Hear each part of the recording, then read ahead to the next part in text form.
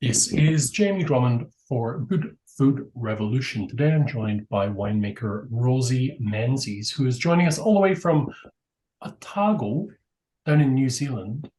How are you doing today? Very well, thanks, Jamie. Nice to meet you and be here with you today.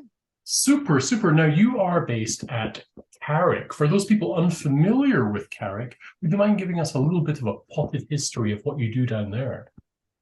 Sure. So we are based in Bannockburn in Central Otago, which is a beautiful little sub-region of the area. It's on the south side of the Kawerau River, and we mainly grow Pinot Noir in Central Otago. So Yep. our property is around 60% Pinot and 40% whites.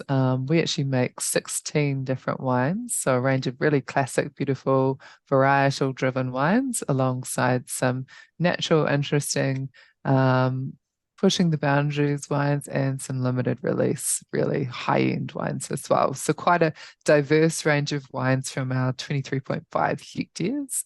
All of the vineyards are surrounding the winery where I work.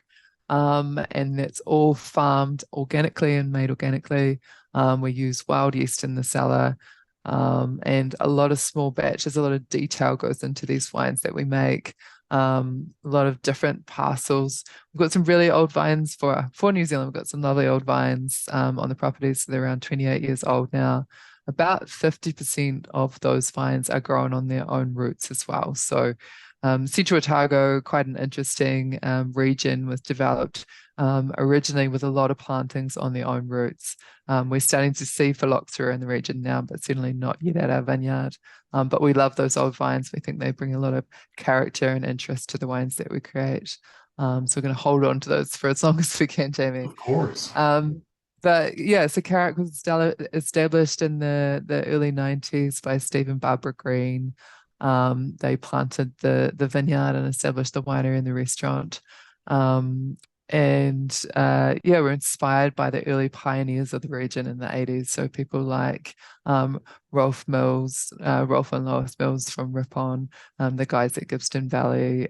So there are a few people who came to Central Otago with the idea of planting grapes, and it was really against the vein of what was seen as possible in New Zealand.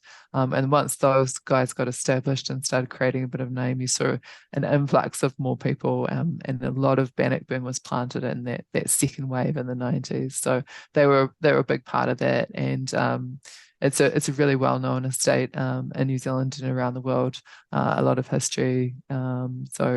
I came on board in 2018, and so really happy to continue of that tradition of making these wines that are really focused on quality, and trying to create wines that really have a sense of place as well.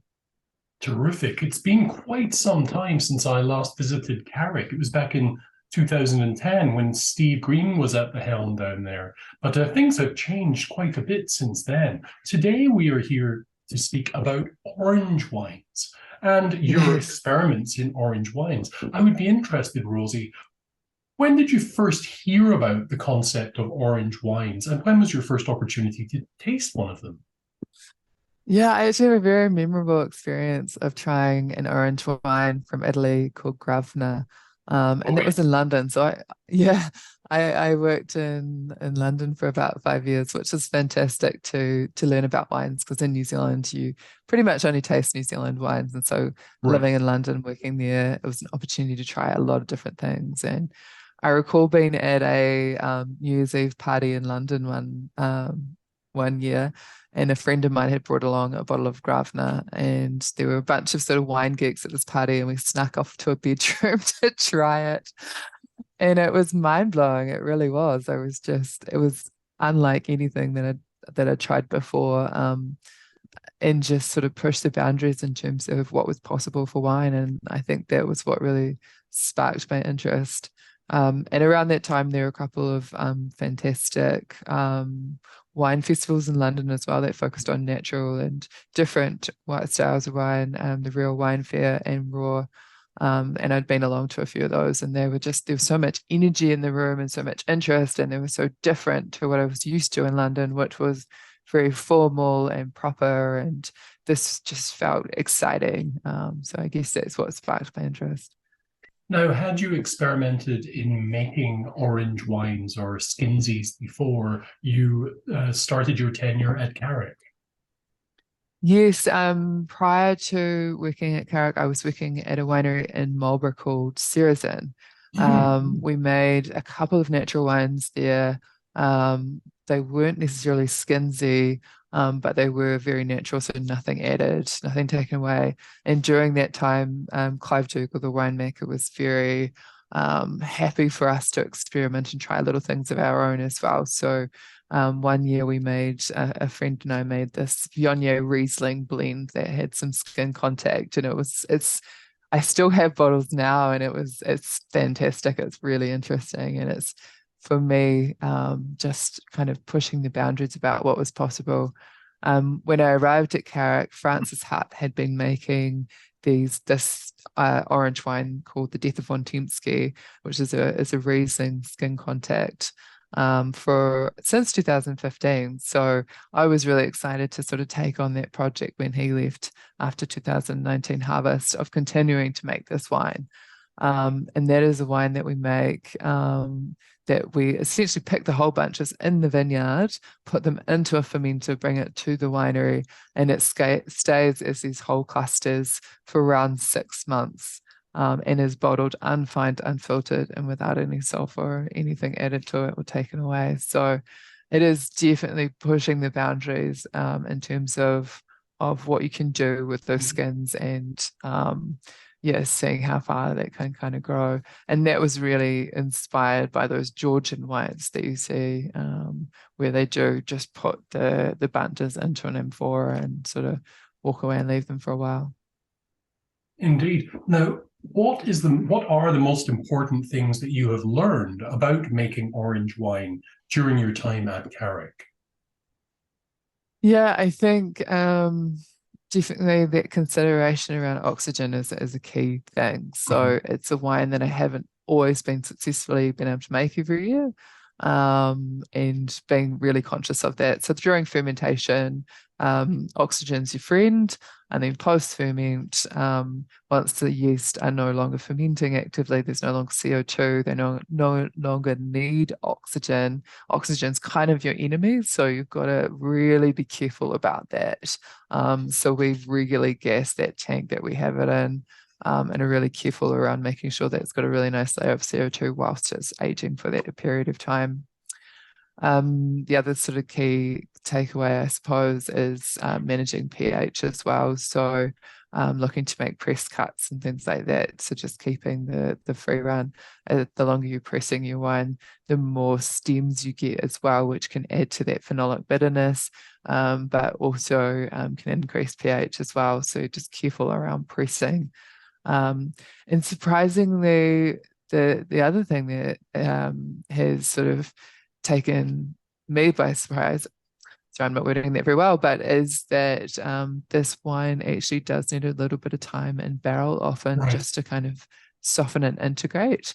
So taking it from quite a closed environment to pressing it, you sometimes do get a bit of reduction coming through. And so it does need a little bit of time in barrel just to soften and come together before we bottle it.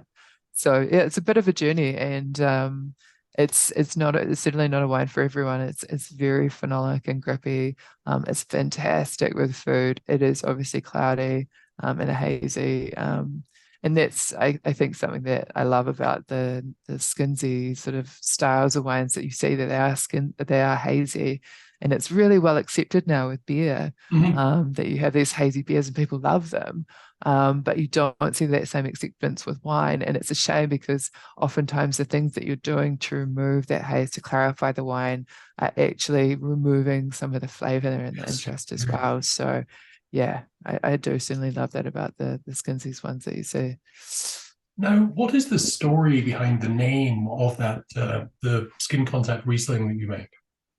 Yeah, so it's an interesting story actually.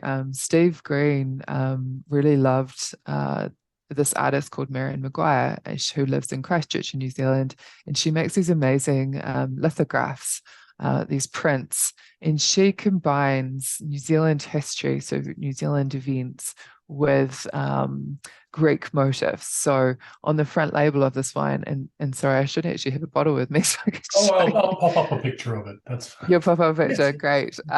It does have an amphora on the front, and the story behind that particular painting or print is around the death of von Tempsky, who was a Prussian soldier who fought in the New Zealand wars. And he was basically a sellsword, so you could hire him to fight for you, basically. And he was a really well-known soldier. And there was some very fierce wars in the early history of New Zealand.